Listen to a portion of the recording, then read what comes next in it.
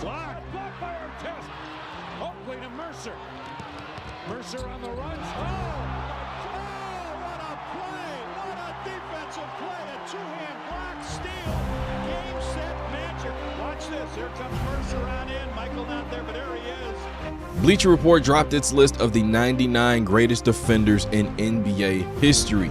And spoiler alert, Michael Jordan is ranked 15th. Let me know in the comments, is that too high, too low, and if you think Michael Jordan would be an elite defender in today's NBA. But the main thing I keep seeing is that people acting like Michael Jordan should not be ranked this high upon this list. It takes me back to a clip that I seen of Rasheed Wallace. Who? Jordan. Defensive player of the year. Man, all that was 10 times. I think it was 10 all defensive teams. That Michael Jordan. All that's you know what all that is, though. What is it? You know what all that is. Not all that's NBA.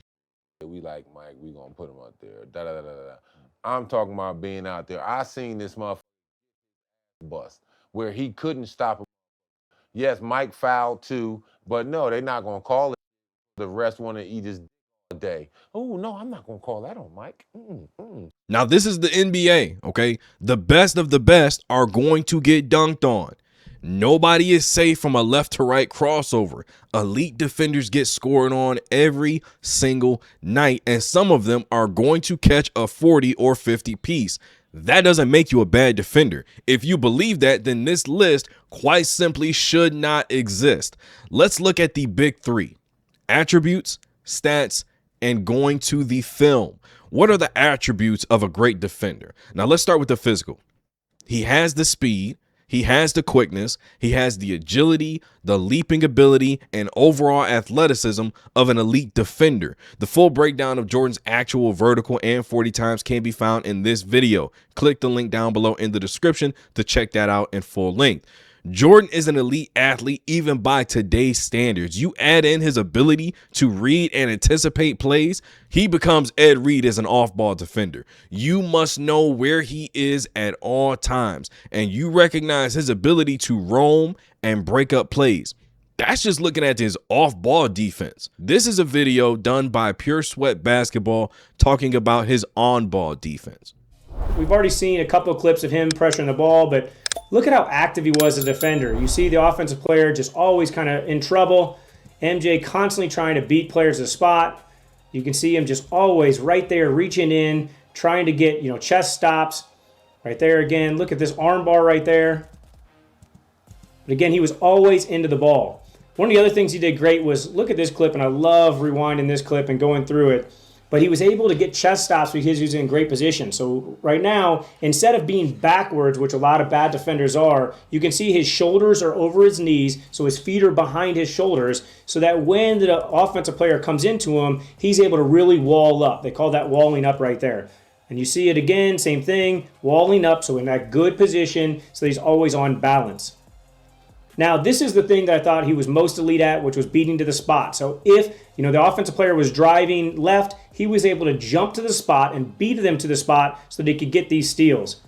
He was unbelievable at this. This is one of the most talented things that I've seen any defender do. But MJ was, such a kind of a pet. Now, what I do want to highlight, okay, this is something that's taught at lower levels of basketball, like high school, college. You'll see this if you ever watched Baylor University play basketball. Houston's really good at this, is not allowing teams to get to the middle of the floor, not allowing them to get to the middle of the lane.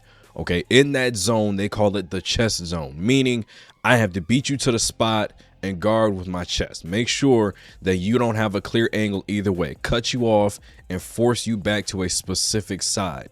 Michael Jordan is playing this perfectly. Nobody's getting to the middle of the lane. He's forcing them to turn, or he's beating them to the spot, anticipating and being able to strip the ball loose. Things that I've seen any defender do, but MJ was, such a kind of a pest on defense because he was able to always, run to the spot where you wanted to go, beat you to that spot, and then pick your pocket. Again, over and over again, you can see just running to the spot. Right here, he rotates off of his primary defender. Now he goes to another offensive player and again gets that poke steal. This possession is so ridiculous, okay? Let's go through it slowly, okay? And then pick your pocket. this is Mike's guy, okay?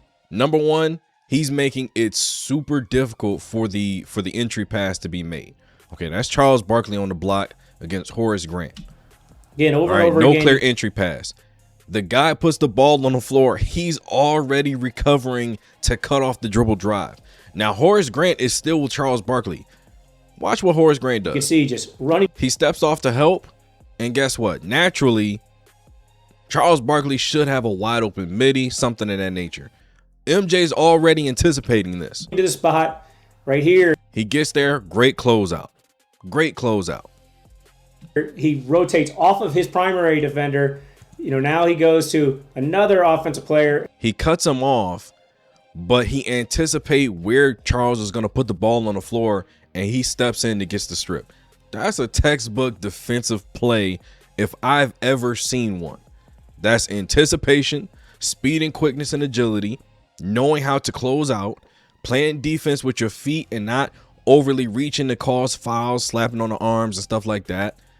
That's a textbook defensive possession and, dare I say, elite defense on ball from Michael Jordan. Now, let's talk about stats. And for the sake of this conversation, let's put the words Defensive Player of the Year off to the side because we know that can be triggering. In the regular season, he has 2,514 total steals. In the playoffs, he has another 376. In the regular season, he has 893 total blocks. In the playoffs, he has another 158. He ranks 5th all-time in steals and 2nd all-time in blocks for a guard overall. He is 19th in career defensive win shares overall, which includes regular season and playoffs, and he has a career defensive rating of 103.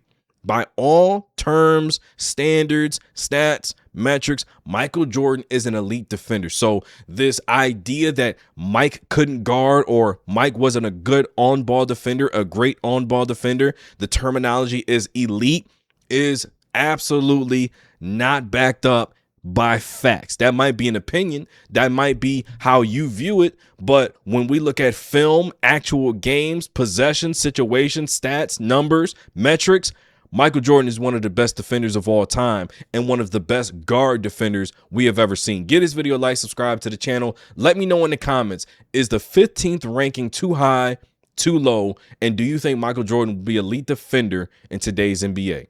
That's one more for the good guys. I'm tired of being humble. I'm tired of letting people think they got a chance. This is my show. This is my chance.